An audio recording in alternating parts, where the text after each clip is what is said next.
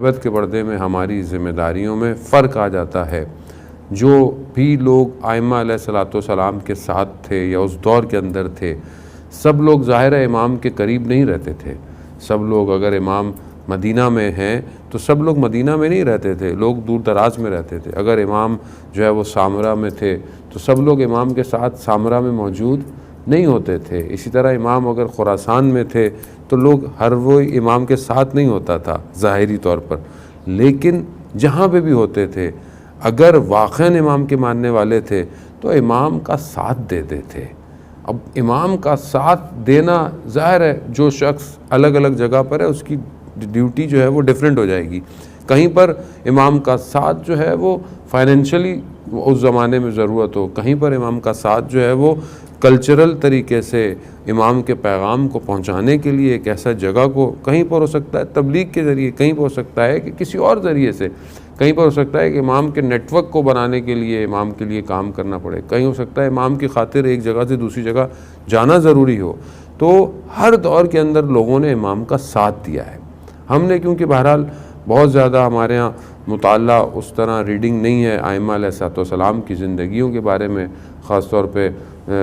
باقی ائمہ علیہ السلام، چوتھے امام، پانچویں امام اور باقی اماموں کے بارے میں ہمیں بہت زیادہ انفارمیشن نہیں ہوتی ہے۔ وہ ولادت پہ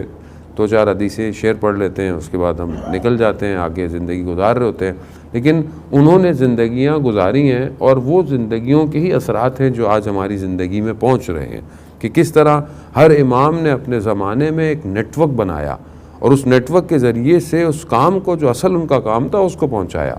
کربلا جو ہے وہ ختم نہیں ہوئی کربلا کے اندر، بلکہ کربلا کے بعد سے ایک نئی نہضت، ایک نئی موومنٹ سٹارٹ ہو گئی،